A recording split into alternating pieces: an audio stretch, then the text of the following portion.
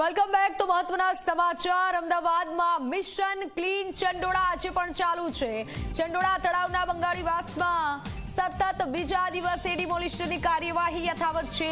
મોટા પોલીસ બંદોબસ્ત સાથે દબાણો દૂર કરવાની કામગીરી હાથ ધરાઈ છે। ગઈકાલે 40થી વધુ જેસીબી સાથે મેગા ડિમોલિશન કરાયું હતું। 1500થી વધુ નાના મોટા દબાણો દૂર કરાયા છે અને આજે ફરી એકવાર સવારથી આ કામગીરી શરૂ કરી દેવાઈ છે। મિશન ક્લીન ચંડોળા આજે પણ ચાલુ છે।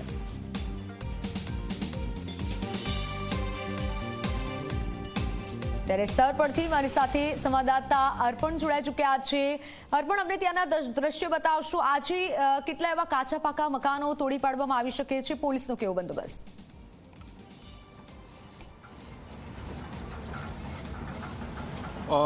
મિત્તલ, બંદોબસ્તની વાત કરીએ તો હાલ તો પ્રથમ તમારી પાછળ આ સીધા દ્રશ્યો આપને બતાવીશ, કારણ કે જે મશીનરી પહેલાં તો એક દિશા તરફ આગળ વધી હતી, પરંતુ જે પ્રમાણે પોલીસ અધિકારીઓએ મ્યુનિસિપલ કોર્પોરેશનના અધિકારીઓને ખૂબ જ મોટી શાબ્દિક ફટકાર લગાવી, એટલા માટે કે પોલીસના ગ્રીન સિગ્નલ વગર કોર્પોરેશનના અધિકારીઓ અને આ મશીનરી એક ચોક્કસ વિસ્તારમાં ડેમોલિશન માટે આગળ વધી ગયા હતા। પરંતુ પોલીસ અધિકારીઓનું કહેવું છે કે હજી પૂરતો પોલીસ બંદોબસ્ત તમારી સાથે આવે તે બાદ કોઈપણ કાર્યવાહી કરવાની થશે। એટલે એકાએક જ જે મશીનો અંદર તરફ પહોંચી ચૂક્યા હતા તે તમામને હવે પુનઃ બહાર લાવવામાં આવી રહ્યા છે। આપ જોઈ શકો છો, આ જેસીબી જે સામેની તરફથી આવી રહ્યા છે તે તમામ તેનાથી વિરુદ્ધ દિશામાં હતા કે જ્યાં ડેમોલિશન શરૂ કરવા માટે તેઓ પહોંચી ચૂક્યા હતા, પરંતુ પોલીસનું ગ્રીન સિગ્નલ નહોતું મળ્યું, એટલે આ તમામ મશીનરી હાલમાં હવે બીજી દિશામાં જઈ રહી છે। કેમેરા પર્સનને કહીશ હવે અતિ વિશાળ પોલીસ બંદોબસ્ત બતાવે। આપ જોઈ શકો છો, હાલ કેમેરાની સામે સશસ્ત્ર એસઆરપીના જવાનો છે, ક્રાઇમ બ્રાન્ચના પણ ઉચ્ચ અધિકારીઓ છે કે જેમના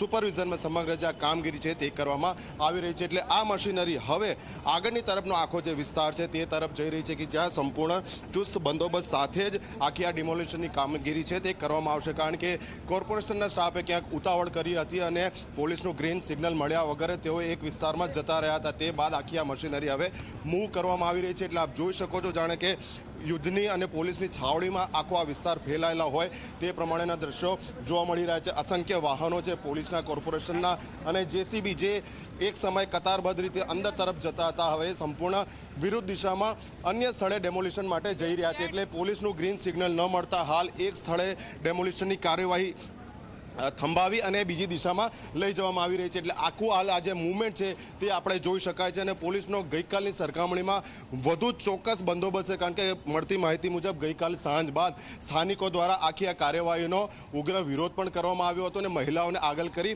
આ કામગીરી રોકવાનો પ્રયાસ કરવામાં આવ્યો હતો। એટલે તેને જોતા આજના દિવસ માટે મોટી સંખ્યામાં મહિલા પોલીસ કર્મચારીઓ છે તેમને અહીંયા હાજર રાખવામાં આવી છે। એસઆરપીના સશસ્ત્ર જવાનો પણ વધારવામાં આવ્યા છે, જેથી કરીને આજે જ્યારે આ કામગીરી ચાલે અને જો કોઈ વિરોધ કરવા આવે તો તેમને યોગ્ય રીતે ટેકલ કરી શકાય। એટલે જે બીજો દિવસ છે ક્લીન ચંડોળાનો, તેની કામગીરી ધીમી પરંતુ મક્કમ ગતિએ શરૂ થઈ ગઈ છે અને ગઈકાલની જેમ જ મોડી સાંજ સુધી આ કામગીરી ચાલુ રહેશે। મિત્તલ, બિલકુલ અર્પણ, આભાર માહિતી બદલ। ત્યારે આ કામગીરી હજુ પણ ચાલુ રહેશે અને જે પ્રમાણે મારા સંવાદદાતાએ માહિતી આપી કે અમદાવાદના ચંડોળા તળાવમાં આજે પણ ડિમોલિશનની કામગીરી યથાવત છે।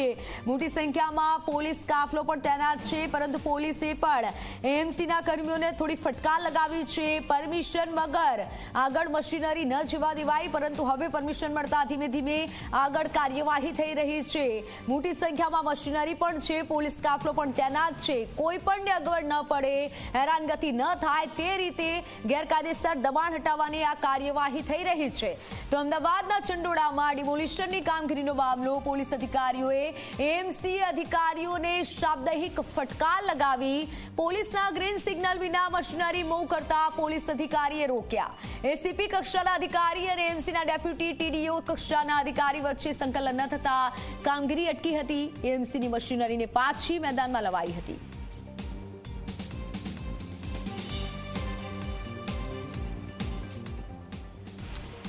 ગુજરાતના ઇતિહાસની આ સૌથી મોટી ડિમોલિશનની કાર્યવાહી છે।